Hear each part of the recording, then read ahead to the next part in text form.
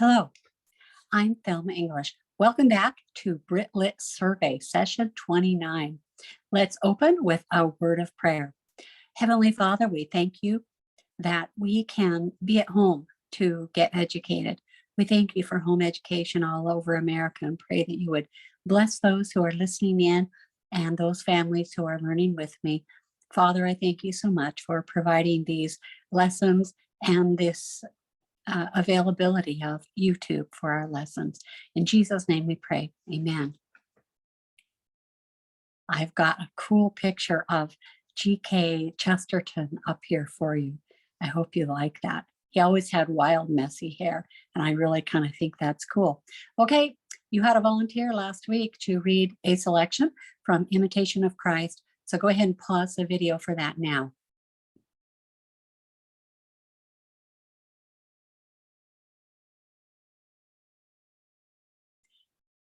Moving on, schedule review. Today we're going to be looking at Leo Tolstoy, Charles Dickens, and realism, literary realism. Your novel paper is due. If you haven't turned in your paper yet, time to turn it in now. Tolstoy, we're going to be looking at him just a little bit again this week, and then looking at how much land does a man need. And then we'll be looking also at Charles Dickens and G.K. Chesterton. Our reading this week is kind of varied. We're reading from the Dickens. My copy looks like this. Yours may have a different, I think they've made them all blue now, that dark blue. From Dickens, you'll be reading the longer short story. It's called The Cricket on the Hearth. And it's a cool story by Dickens, but there is a Thelma read aloud. It's divided into 3 sections, chirp 1, chirp 2, and chirp 3, which is rather cute. But you can see each of those on the Thelma read aloud is about 65 minutes long. So it is a 3-hour read. I do suggest you use the Thelma read aloud so that you understand about hearths and crickets and all of the words. This is written more than 100 years ago, and we no longer have that type of vocabulary. And so as I read aloud and go through tough vocabulary words, I will read the tough word and then just tell you what it means as we go so that you can understand the entire story. It's a cool story, but you might need a little bit of help.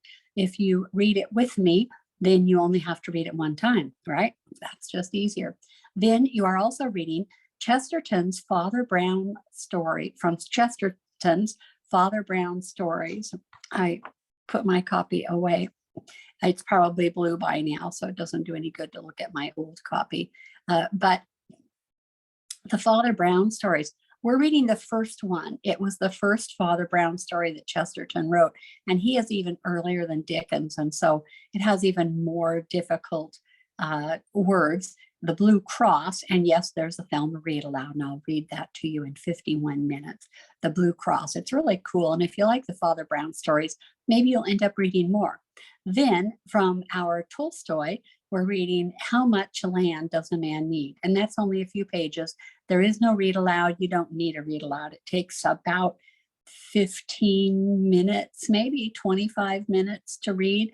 And it's a cool story. Remember, it's Tolstoy, so you expect kind of a little bit of a Christian twist at the end.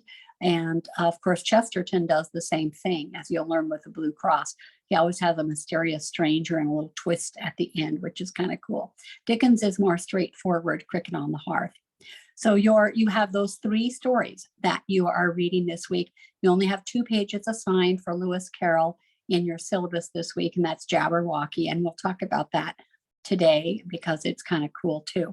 So you're reading Cricket on the Hearth, you're reading The Blue Cross from Chesterton, and you're reading from Tolstoy, How Much Land Does a Man Need? And we'll read from Tolstoy again next week.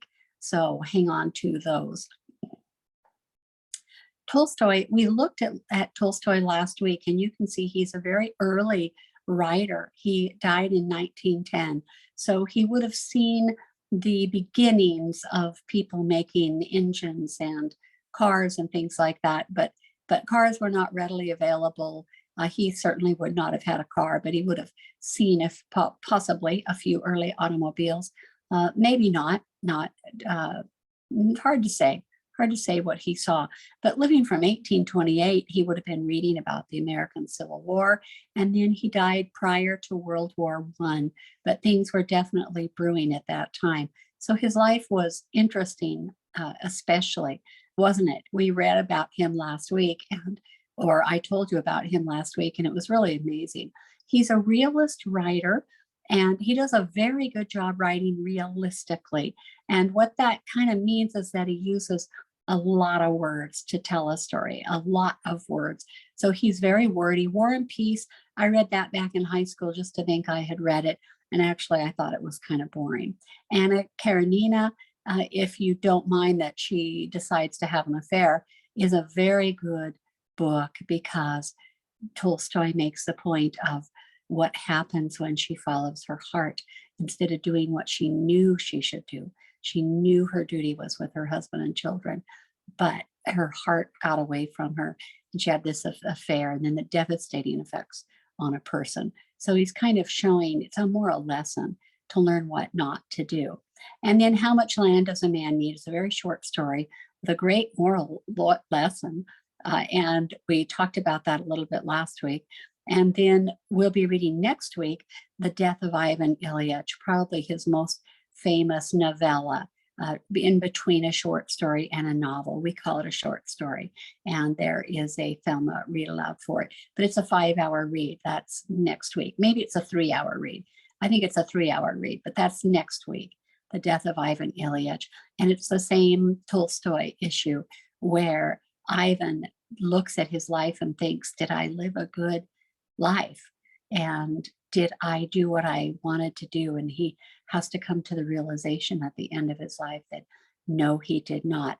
And does he die and get saved, or does he die and, go head to hell? And you tell me. There is a Thelma read aloud for it, and then you'll know all the answers to the quizzes for Tolstoy's Death of Ivan Ilyich. His Anna Karenina is widely regarded as one of the greatest novels ever written because it's an epic portrayal of Russian society in the late 1800s. So it's kind of like a history book too. And it explores themes of love, marriage, family, society, and then morality from a realist style. So it doesn't glamorize someone having an affair and make it look glamorous.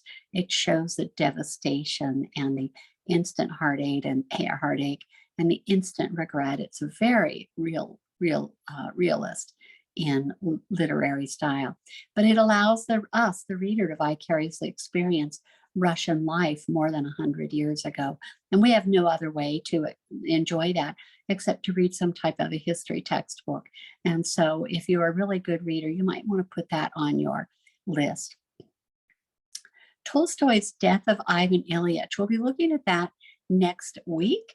And he develops his characters in this complex, multi-dimensional way that is rarely seen in print. And that's why we're still reading Tolstoy. He does an excellent job of portraying their inner thoughts and motivations, especially with The Death of Ivan Ilyich.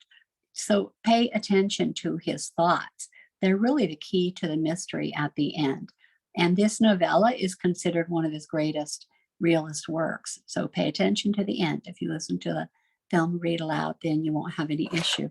The Thelma read aloud for Chesterton, for Ivan Ilyich is 2 hours, 10 minutes. So it's less than I told you. Now you can take a deep sigh of relief. Back to Anna Karenina.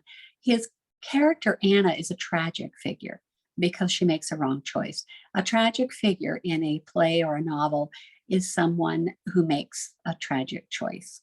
She makes the wrong decision and it changes the direction of her life. So she's torn between her passion for Rumsky and her duty to her husband and children. So she struggles with what society expects from her, with her passion, that would be her emotional passion, and then the consequences of her actions in a realist perspective. He makes a case that the most important people in your life are the ones that you're with, not looking to get out of your situation, but the people that surround you now, the family that you have now, those are the most important people in your life, which is kind of cool. Yeah, but it's a cautionary tale, the consequences of giving in to your emotions and following your heart. The aristocracy in Moscow and St. Petersburg are portrayed as shallow, materialistic, while the simpler, more traditional life in the countryside is idealized. And we know why Tolstoy does that, because he prefers that countryside life. And he knows that the aristocracy in the cities, the high class people, that they live an artificial life. So it reflects his own views on society. And he had a belief that the urban elite, the rich, wealthy people, had lost touch with the more important things of life. And Ivan, Tolstoy also makes this point because Ivan is just looking for nicer furniture, better furnishings, pretending to have more than he has. And then he comes to the end of his life and realizes he wishes he would have been a better father and husband. How much land does a man need? We looked at this last week. Our protagonist, Pahom, will travel from his small little commune, a Russian commune, south down to the Volga, which we call Bulgaria today, to where the Bashkirs live. And it explores the theme of greed. That would be the theme of how much land does a man need. Greed and its consequences from a very realist perspective. What will happen if you get too greedy? You have an opportunity to get all the land you can walk around, but you have to be back by sundown. And how greedy will you be? But Pahom wants land. This story was written in 1886, 7 years after his conversion. And as in most of his short stories, he explores morality. Here it's greed and the damage greed affects on a man's soul. Remember, in Anna Karenina, the morality he's looking at is immorality, the heart wanting something that it shouldn't want. And here he's examining greed and the damages that greed can do to your soul. Maybe you know someone who suffers from the love of money. Money is not the root of all evil, but the love of money is a root of great evil. And so greed will take its toll on your soul. Metaphorically, Pahom's greed symbolizes a search for meaning, and he finds his self-worth in gaining land. That's what he finds his self-worth in. Some people collect expensive collectibles and have to have more and more cabinets for those, and then they have to have a bigger house to display all of those, or they collect something really big like cars, or who knows, we all have things that we idolize and can become greedy over. And he wants land. Remember, Tolstoy himself abandoned all of his wealth to live in poverty, even after having 13 children. I think we might argue a little about his abandoning his wife and 13 children. But it's a parable of a man who ruins himself in his search for wealth. Tolstoy wants to teach us a moral truth, to be content with what you have where you're at, which would be similar to Anna Karenina. This is a picture of a Bashkir gentleman, and he's wearing this medal that designates him as the village elder, which is, I love that the clothes are so cool. This is a photo from Russia in 1892. So these are the kind of people that are in our story. And I thought there is not a better verse than this to end how much land is talking about greed. 1 Timothy 6:6-10. But godliness with contentment is great gain. For we brought nothing into the world and we can take nothing out of it. We have to remember that. But if we have food and clothing, we will be content with that. People who want to get rich fall into temptation and a trap and into many foolish and harmful desires that plunge men into ruin and destruction. For the love of money is a root of all kinds of evil. That's the part of the verse that most people misquote. They say the love of money is the root of all evil, but the love of money is the root of all kinds of evil. Some people eager for money have wandered from the faith and pierced themselves with many griefs. And we could apply that to many of Tolstoy's characters. They've been eager for something, either following their heart or money or greed or land, and have pierced themselves with many griefs. They become a tragic literary character. And Tolstoy, of course, is trying to teach us lessons with these incredible written works that he left for the world. Okay, we're going to switch gears here a little bit and start talking about G.K. Chesterton. This guy, you can tell, 1874 to 1936. And he was an English writer, poet, a philosopher, a theologian, a journalist. He was known for his wit, his intellectual curiosity. So he read and read and read and learned and learned and learned. And his ability to defend Christianity and traditional values in his writings. And that aspect of his writing inspired many other writers afterwards. He was an amazing writer defending Christianity and defending traditional values. He did not fall all apart when somebody asked him a hard question. He knew the answers to all the hard questions. He calls Romanticism Christian principles gone mad or gone to vinegar. Post-Christian thought is Romanticism that has destroyed itself. And that's why we talk about turning that worldview up on its head, turning it upside down. Chesterton began his career as a journalist, and he wrote for several newspapers and magazines. He's perhaps best known for his fictional detective series featuring the character Father Brown, a Roman Catholic priest who solves crimes with his knowledge of human nature and his deep understanding of sin and redemption. Some of these have been made into British movies. If you get a BBC channel, you can watch Father Brown Mysteries. And they don't make fun of him. He's a religious character. It's really cool because they have traditional values where they're not making fun of the religious character. He's not really a priest who's actually an axe murderer at night. Father Brown solves the mysteries. He's also a detective, and he's just a priest. And he has such a detective's mind that he solves all of these things. And the one we're reading this week is the first story that he wrote. There are so many good G.K. Chesterton quotes. You just go to Google and say G.K. Chesterton quotes and find all kind of cool quotes, and that might help you even know what you want to read. He said, "It is terrible to contemplate how few politicians are hanged." So now you know what he thought of politicians. And of course, no politicians have been hanged. But he's kind of telling us that's what he thinks should happen to them. A lot of cool quotes with G.K. Chesterton. He was also a prolific essayist and wrote on a wide variety of topics, but always supporting the Christian faith, including politics. He didn't like politicians, literature, and religion. He was a convert to Catholicism in 1922 when he was 48 years old.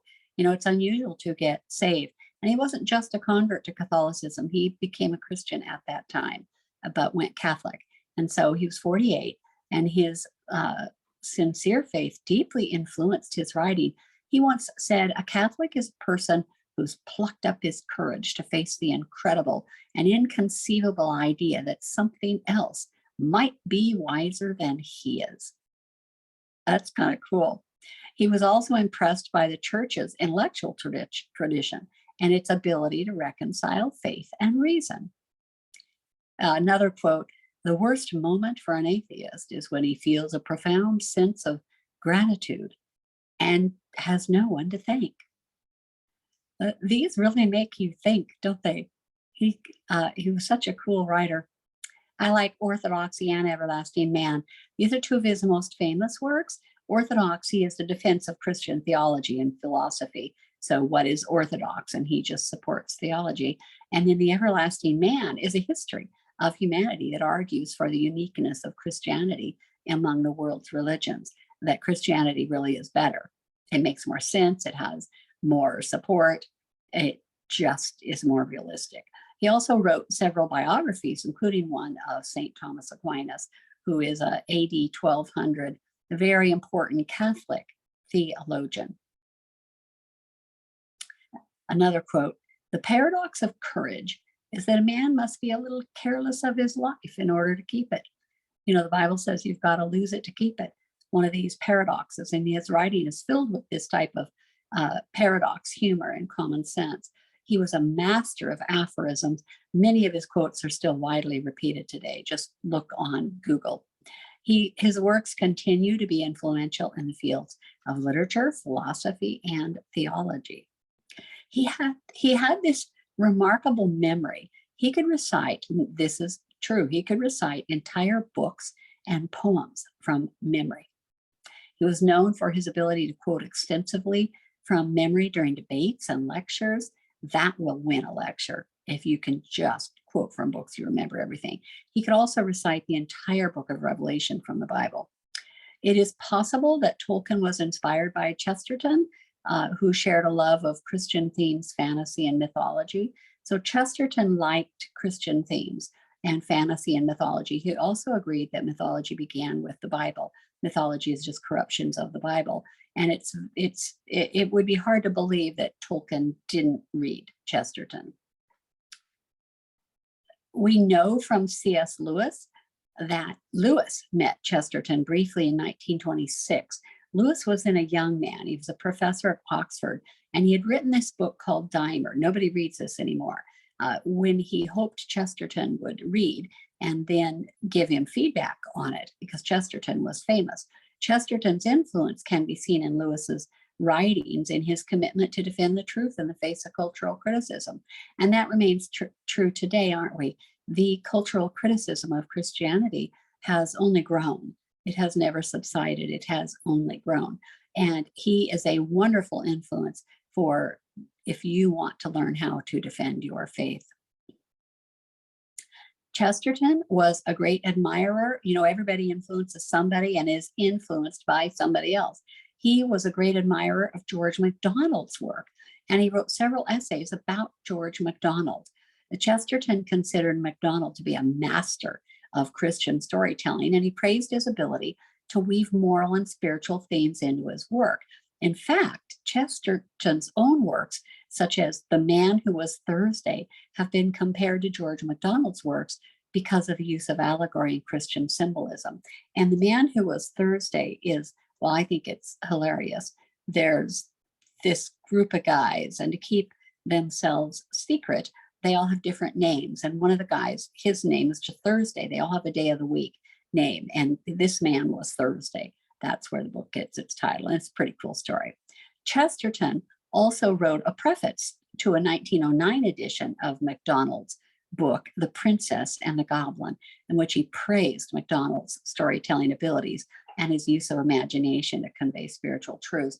You can tell by the dates here that George MacDonald died in 1905, and in 1909, somebody put out an edition of The Princess and the Goblin, and Chesterton was honored to write the preface for that book. If you are not familiar with George MacDonald's fairy tales, then you are really, you're really have been robbed spiritually. These are just great books. We will be reading a short story next week by George MacDonald. It's in our syllabus reading. We'll be reading The Day Boy and The Night Girl next week. And there is no Thelma read aloud. It's not needed. And you don't need help reading his fairy tales. But The Princess and the Goblin is a great book. If you like princesses and goblins and that type of thing, then you would enjoy this book. And most libraries, I think, still have George MacDonald. It's hard because, you know, when you die in 1905, this is 118 years later, people aren't reading good books like that anymore. But your library might have that. But his storytelling abilities and the way he used his imagination to convey spiritual truths was these allegories supported the Christian faith. They all had Christian or biblical principles. Now, these two authors, Chesterton and MacDonald, didn't meet in person, but their shared love of Christian storytelling and their influence on each other's work is evident, which is kind of cool how they influence one another. Chesterton was known for his physical size and appearance. He was over 6 feet tall, and he weighed somewhere around or more than 300 pounds.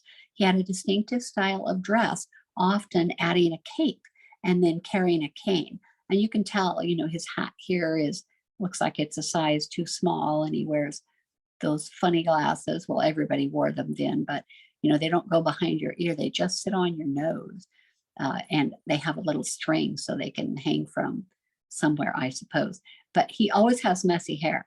He always looks like he needs a haircut, and his hat's a little too small, and he's got a cane and a cape. You learn to recognize him in pictures. There aren't that many, but there are quite a few.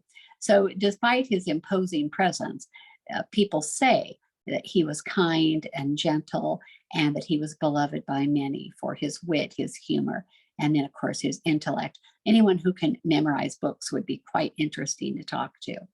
Now, we're reading one Father Brown mystery story. So this is the debut of Father Brown. The Blue Cross is the first Father Brown mystery story by Chesterton. So it introduces the characters who will be in more stories, more Father Brown stories. So Flambeau, who is this, terrible criminal, and then Officer Valentin, the chief of the Paris police. So Father Brown is this Roman Catholic priest, and he cares more about saving souls than solving crimes. So he puts himself in danger all the time, and then he worries about their souls when he's talking to them. He's listened to so many confessions by criminals, he knows how their minds work. And that gets kind of funny. Arrested Valentin is the head of the Paris police, and he's trying to catch the world's most famous criminal, Flambeau.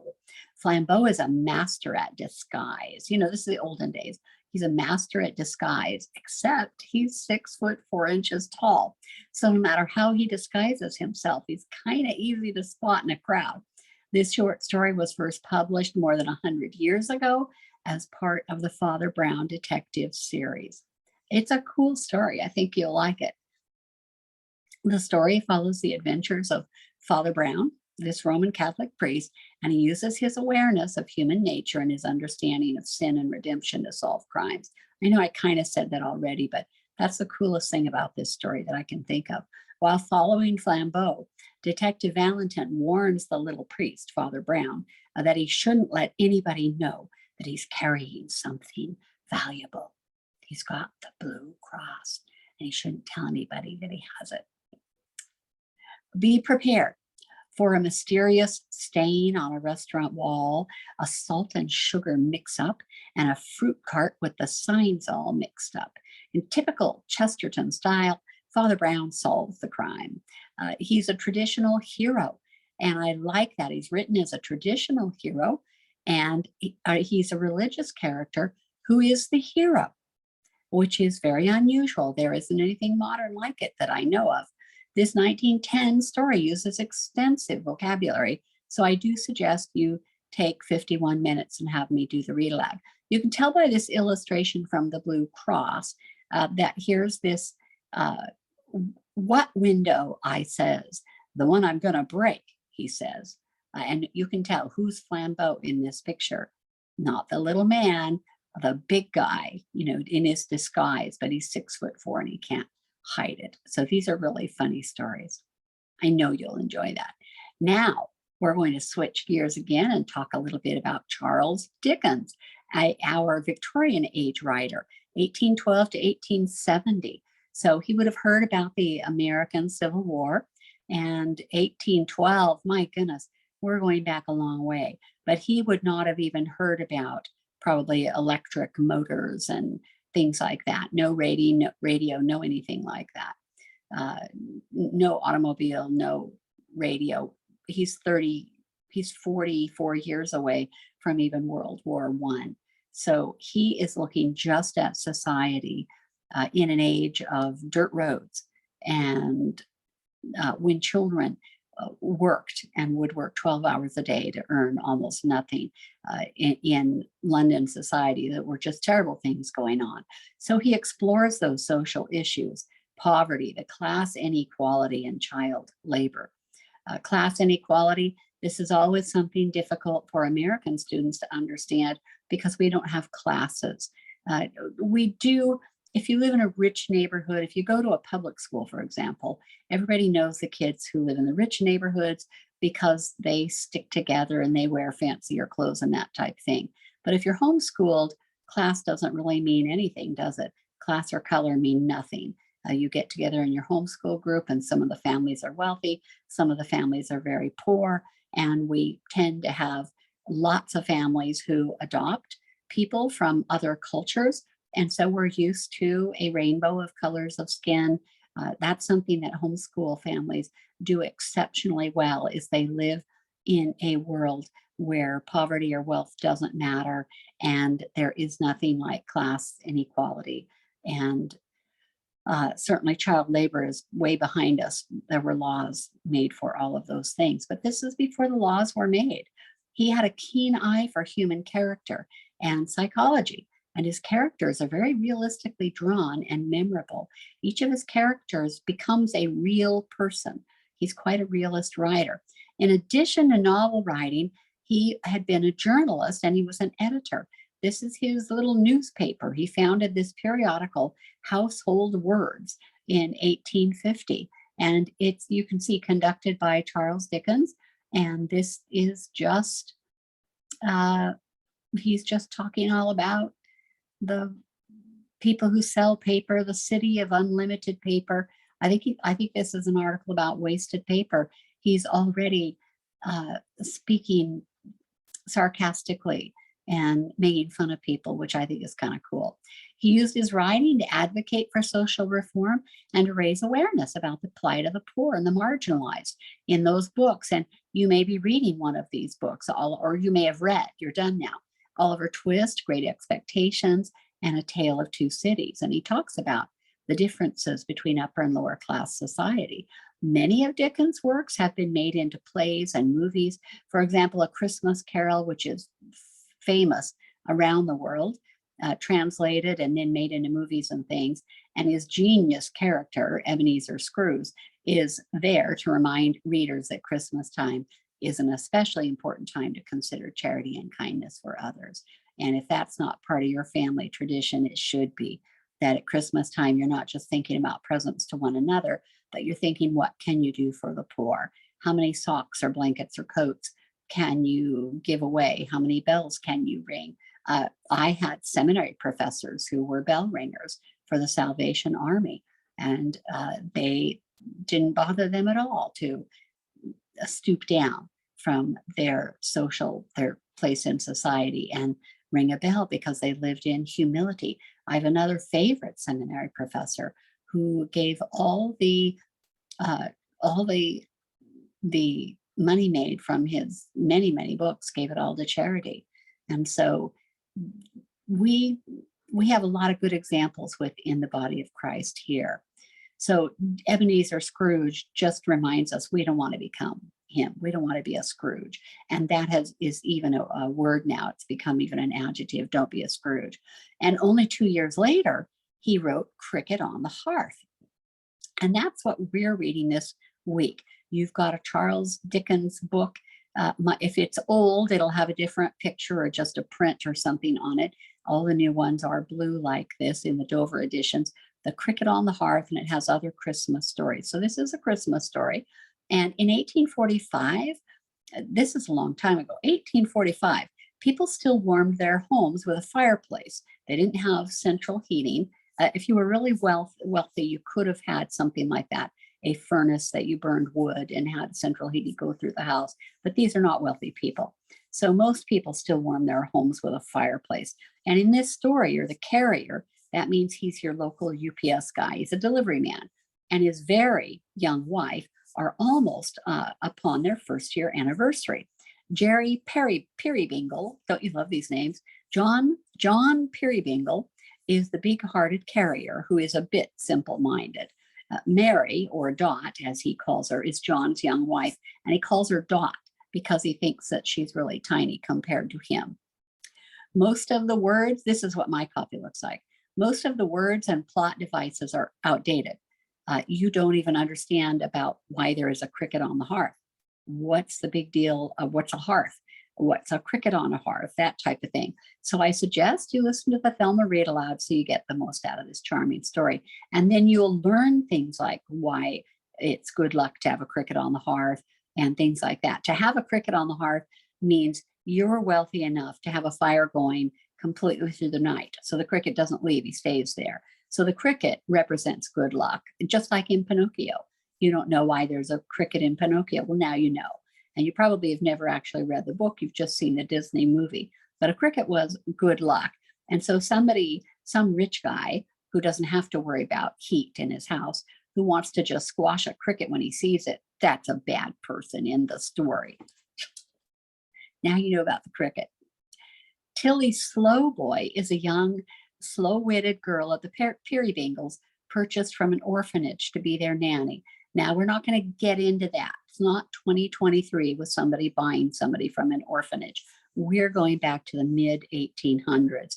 And this person is in an orphanage. They're going to, if the orphanage can sell her to somebody where she'll have a good life, that's what they do, and that's what has been done. Caleb, another character in our story, is a poor, widowed, elderly toy maker who keeps his poverty and his employer's stinginess from his blind daughter. So he doesn't tell his daughter the truth. He pretends she's blind.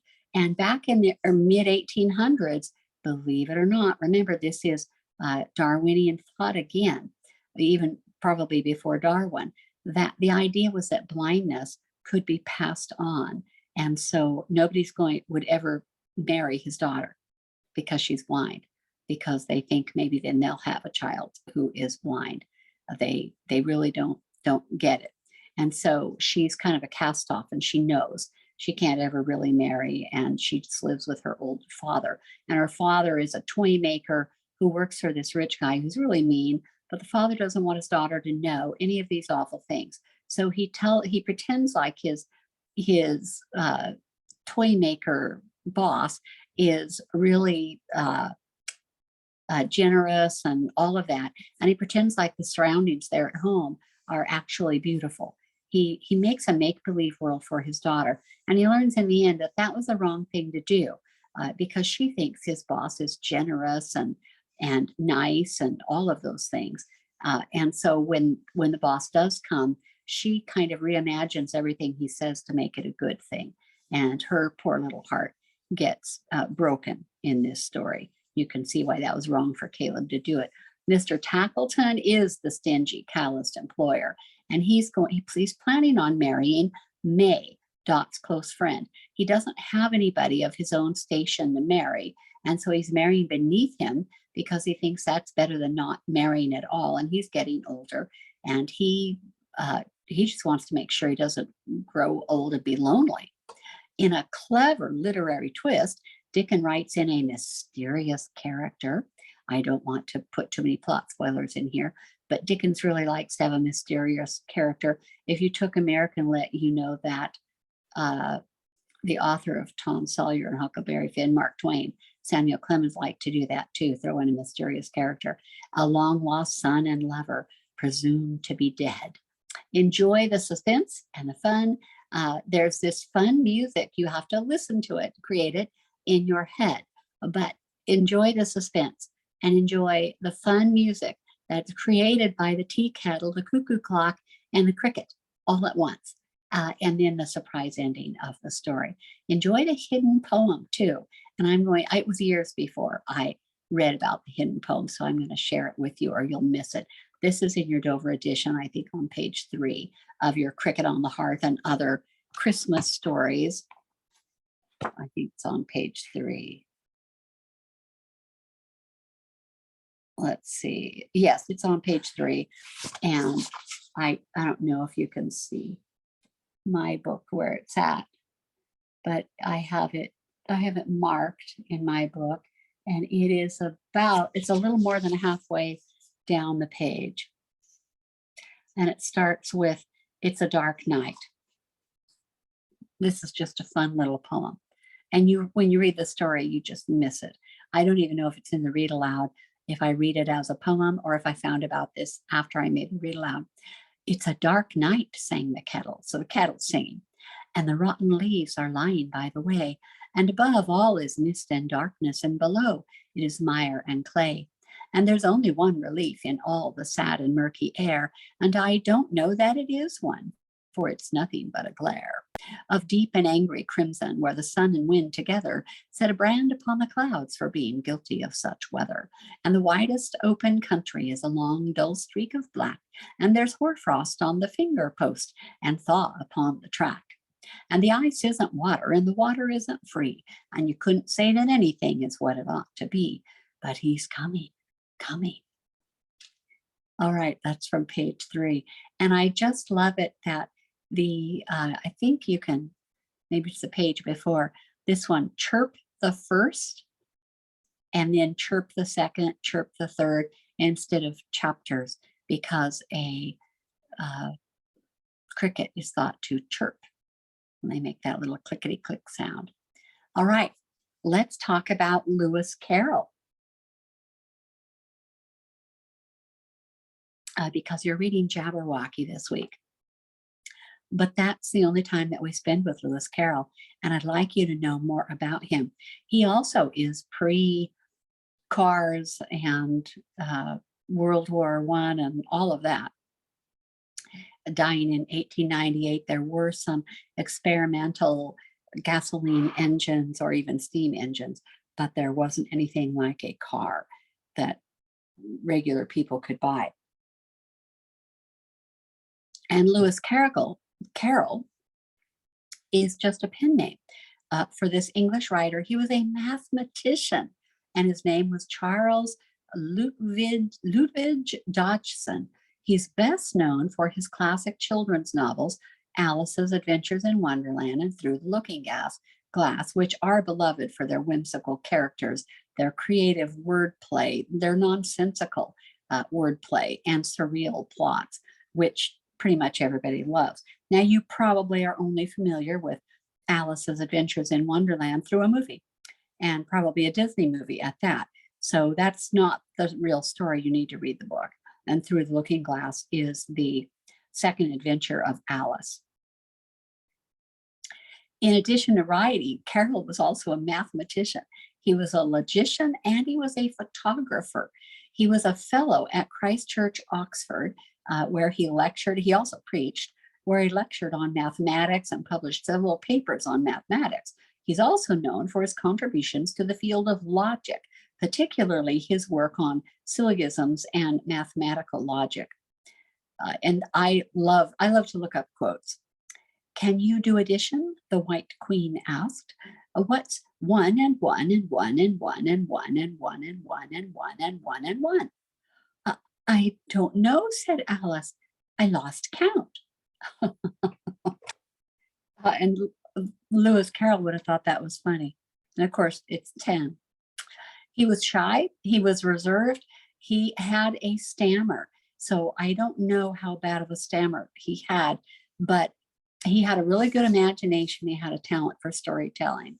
A person who stammers or stutters can be just stuck on hold forever. One of our sons has a stutter, which does not hold him back at all now because he hardly stutters. But when he was very young, I think when he was 5 or 6, we took him to speech therapy. It was very expensive because stuttering or stammering is the worst of the speech impediments. It is almost without exception boys, and I think 80 or 90% of them inherit this from their father. Their father has some type of a speech impediment, and that was also true in our family. My husband has a minute speech impediment. There are 4 or 5 words he just can't say, and so he uses other words. But then our son ended up with a stutter, and it was so bad that he couldn't progress with his sentence. And so we ended up going to a speech pathologist, and they teach you a little sing-song voice. You may realize that there are some famous people who sing, but when they talk, they have a stutter. And when they sing, the stutter disappears. Because if you use a sing-song voice, you cannot stutter. And so if you have a stutterer in your family, there is speech therapy. You can probably even find stuff on YouTube for free. But Glenn Waybright, our speech pathologist, is still practicing. Now he's considered to be, the master of teaching people not to stutter. And of course, he was a stutterer. But it is a way that you will never stutter again. You might have to switch to your little sing-song voice to get started or get through, but you won't stutter anymore. It's really amazing. So if you do have somebody in your family who's a stutterer, please, please don't just live with it. Find out about it, because you can find, there is a way. There is a way. Lewis Carroll wrote many poems, stories, puzzles. Some of those were published under his own name, and then some of the others were published under his pseudonym, Lewis Carroll. And this one is really funny because it's shaped and the typing gets smaller and smaller and smaller. Fury said to a mouse that he met in the house, "Let us both go to law. I will prosecute you. Come, I'll take no denial. We must have the trial, for really this morning I've nothing to do," said the mouse to the curs. "Such a trial, dear sir, with no jury or judge would be something waste." And so Lewis Carroll liked to do things like that, which is kind of cool. He had a way with words mathematically. This is another short poem, The Crocodile. "How doth the little crocodile improve his shining tail and pour the waters of the Nile on every golden scale? How cheerfully he seems to grin, how neatly spreads his claws, and welcomes little fishes in with gently smiling jaws." It's just a cool little poem. So is Jabberwocky. Carroll saw mathematics in everything, and this was how he explored the abstract, the absurd, and he incorporated this perspective into his writing. He often used mathematical themes, logical puzzles, and wordplay in his poetry that make his work both imaginative and intellectually stimulating. Right? In our syllabus, we just have 2 pages assigned, and we're reading Jabberwocky and a little bit about Lewis Carroll. Now, Jabberwocky, and I hope I can read this well. I was laughing as I prepared this PowerPoint because it's so cute. "'Twas brillig, and the slithy toves did gyre and gimble in the wabe. All mimsy were the borogoves, and the mome raz out gabe. Beware the Jabberwock, my son, the jaws that bite, the claws that catch. Beware the Jubjub bird, and shun the frumious Bandersnatch. He took his vorpal sword in hand, long time the manxome foe he sought. So rested he by the tum-tum tree, and stood a while in thought. And as in uffish thought he stood, the Jabberwock with eyes of flame came whiffling through the Tulby wood, and burbled as it came. 1, 2, 1, 2, and through the vorpal blade went snicker snack. He left it dead, and with its head he went galumphing back. And hast thou slain the Jabberwock? Come to my arms, my beamish boy. O frabjous day, callooh, callay, he chortled in his joy. 'Twas brillig, and the slithy toves did gyre and gimble in the wabe. All mimsy were the borogoves, and the mome raz out grabe. And that's the end. So it ends with the same thing that it begins with, which is always kind of cool. His knowledge, Carroll's knowledge of mathematics and logic, allowed him to play with language and then the structure of the words in his poetry. So in his poem, The Hunting of the Snark, which is too long for me to read the whole thing, so I hope I've picked the right stanzas so that you'll kind of understand the story, but I don't want to spoil the story either. And of course, this is copyright free at this point. You can look it up online, but you really should go to the library and get it, or even ask for a copy for Christmas or your birthday, because it's really hilarious and his use of words is so funny. The Hunting of the Snark. And he uses these complex rhyme schemes and wordplay to create this sense of rhythm and movement, similar to the way mathematical patterns and equations can be used to create visual or auditory patterns. So I'm picking and choosing here for the stanzas, and I am starting at the beginning. And the hunting of the snark, and agony in 8 fits. So it has these 8 chapters that are called, a fit. And then each chapter has a name. And of course, it's hilarious. And there are quite a few really cool illustrations associated with this poem, as each different artist tries to imagine what a snark looks like or what these other creatures look like. Just the place for a snark, the bellman cried as he landed his crew with care, supporting each man on the top of the tide by a finger entwined in his hair. Just the place for a snark, I have said it twice. That alone should encourage the crew. Just the place for a snark, I have said it thrice. What I tell you 3 times is true. The crew was complete. It included a boots, a maker of bonnets and hoods, a barrister brought to arrange their disputes, and a broker to value their goods. A billiard maker whose skill was immense might perhaps have won more than his share, but a banker engaged at enormous expense had the whole of their cash in his care. There was also a beaver that paced on the deck or would sit making lace in the bow, and yet often, the bellman said, saved them from wreck, though none of the sailors knew how. There was one who was famed for the number of things he forgot when he entered the ship: his umbrella, his watch, all his jewels and rings, and the clothes he had brought for the trip. He had 42 boxes all carefully packed, with his name painted clearly on each.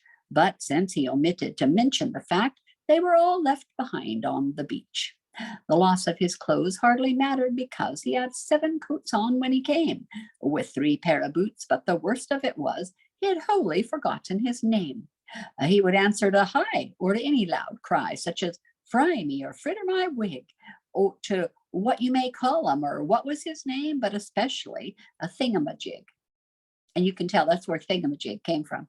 He came as a butcher, but gravely declared, when the ship had been sailing a week, he could only kill beavers. The bellman looked scared and was almost too frightened to speak.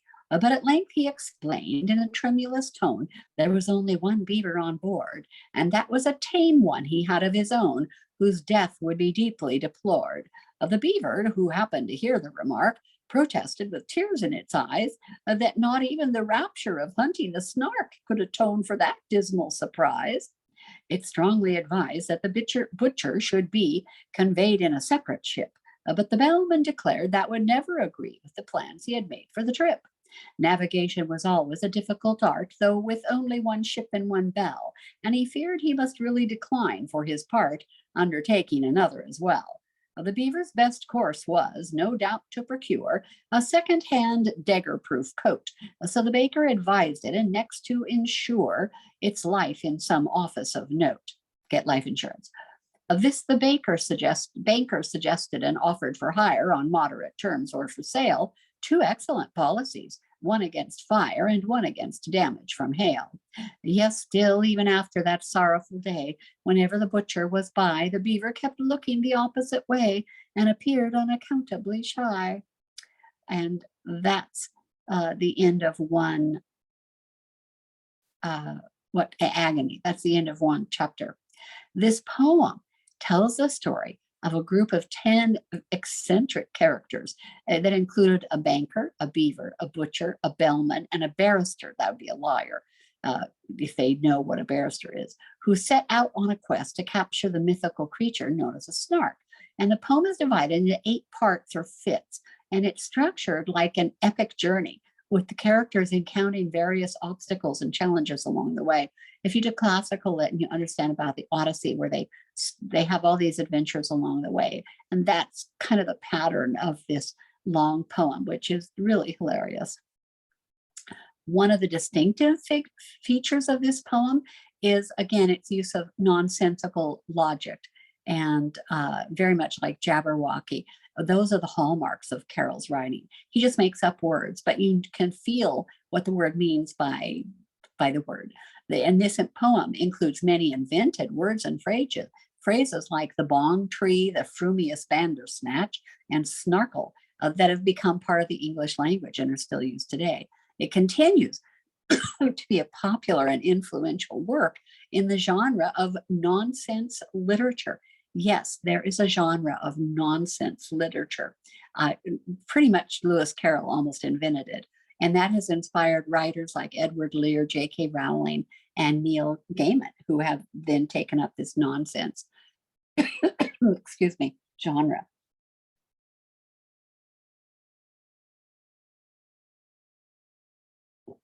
Excuse me, that's all my issues with my voice.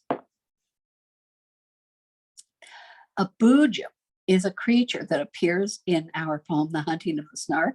And in the poem, a boojum is described as a dangerous creature that can cause a person to vanish into thin air if they come into contact with it. The exact appearance of a boojum is not described, and it's left up to the reader's imagination.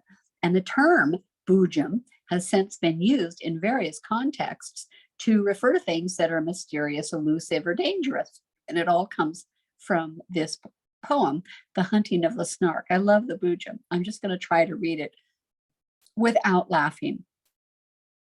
So this is from Fit the Second, and this is the bellman's speech. The bellman himself they all praised to the skies. Such a carriage, such ease and such grace, such solemnity too, one could see he was wise the moment one looked in his face.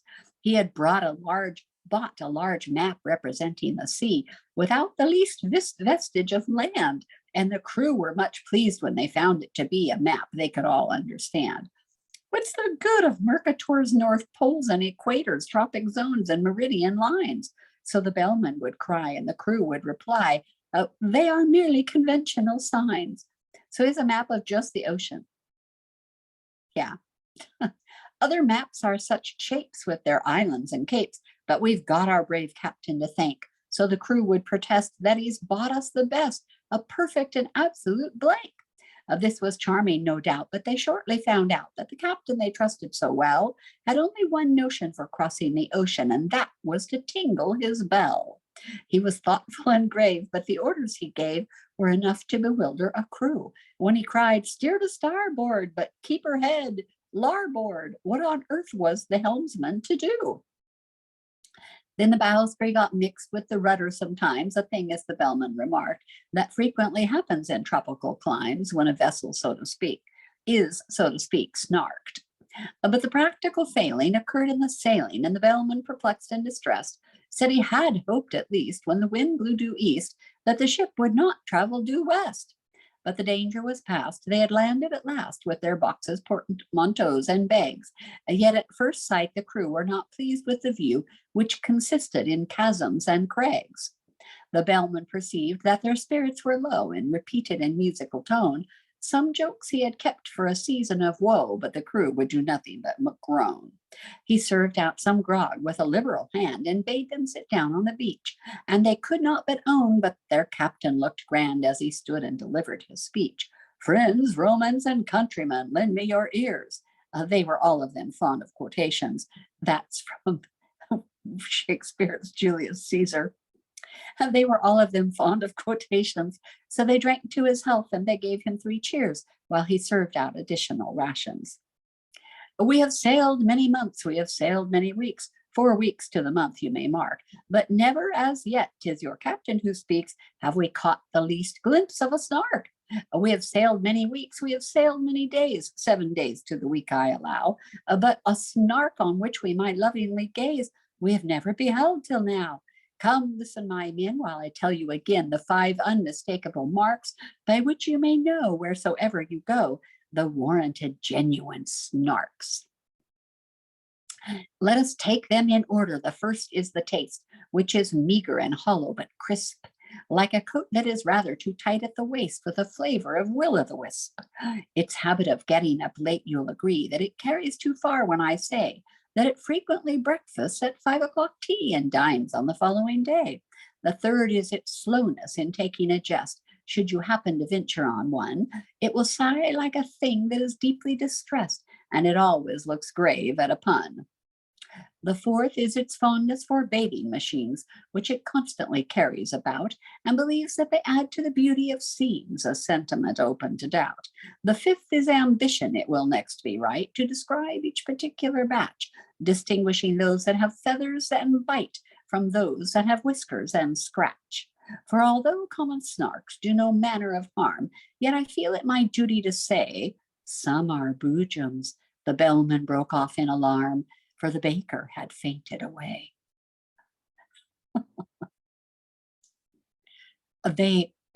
I'm jumping way ahead to fit the 8th, the vanishing. So I've skipped most of the poem. They sought it with thimbles, they sought it with care. They pursued it with forks and hope. They threatened its life with a railway share. They charmed it with smiles and soap.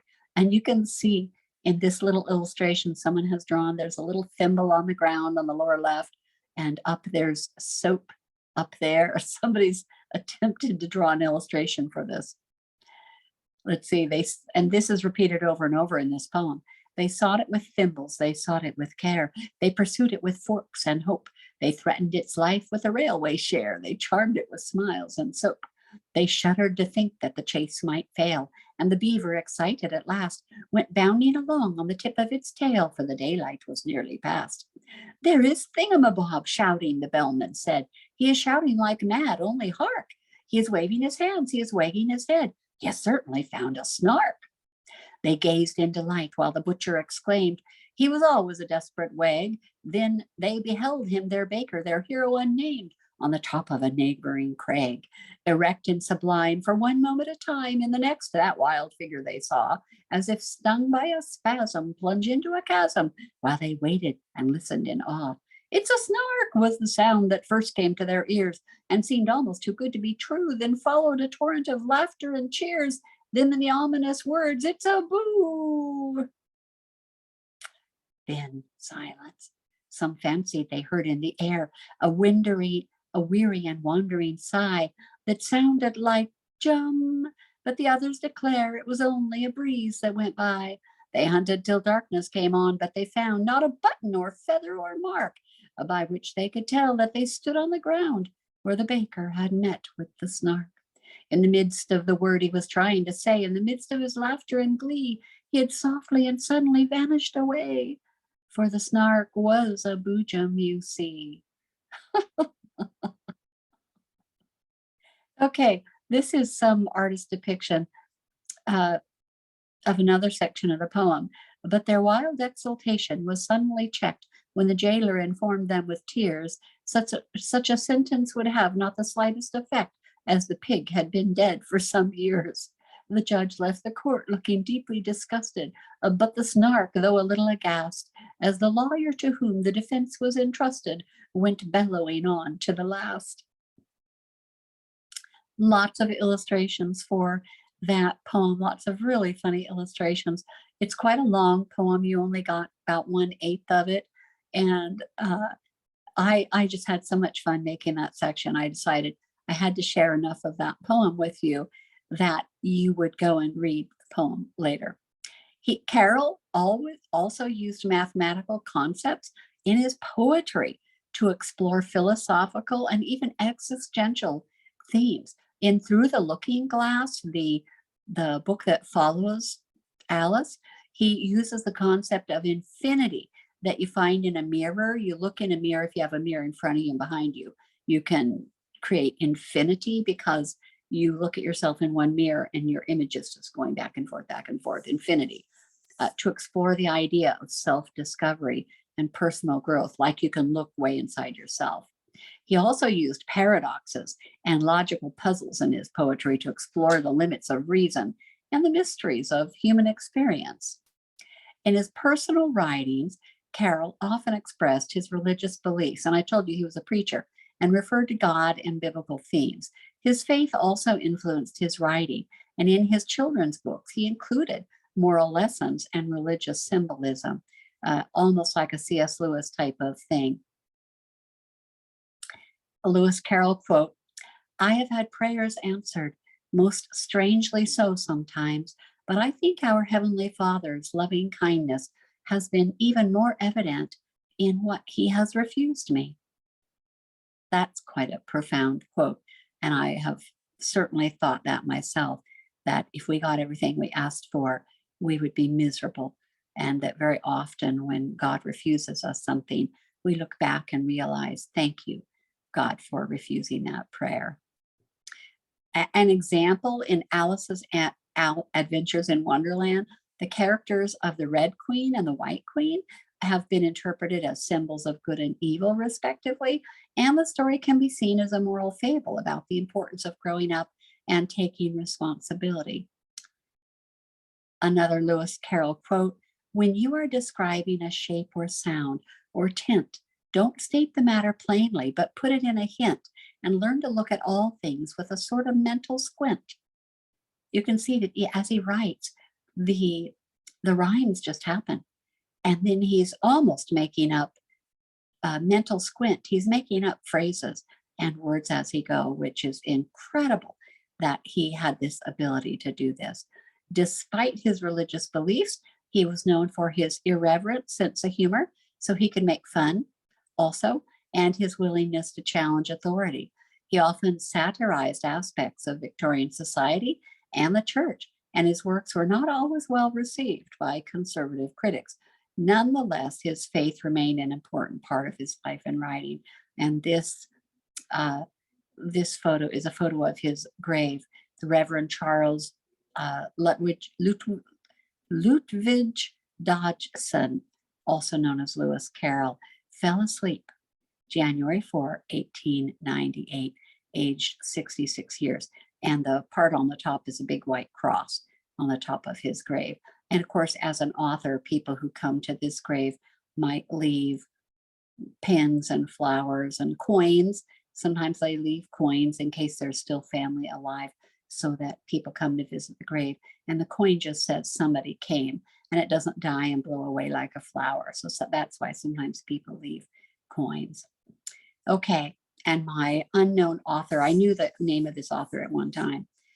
The Bible is like a vine with branches spreading across time and continents. The scriptures have provided inspiration for the greatest musicians, poets, artists, and scientists. All moral progress of our race is directly from the Bible. Otherwise, there is no moral progress. That's what happens when missionaries go to places where they are still living in tribes with no Western influence, and they're still practicing cannibalism and abusing the weakest members, women and children, the elderly and the sick. Try to imagine removing the influence of the Bible from all of our art, architecture, law books, scientific laws and theories, poetry, music, I'm going to say novels. What would you have left? The Bible is the dividing line between chaos and civilization. I used to print this up and as a bookmark, and then kids had that quote forever.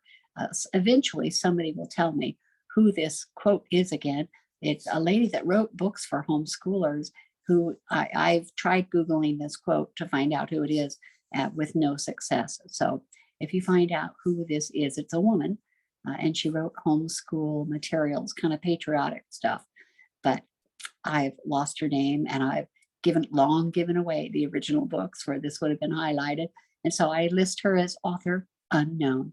And with that, I will leave you, and I'll see you next week. Enjoy the reading. Do let me sit with you and read a couple of the stories at least for you this week, and enjoy those. I will see you next week.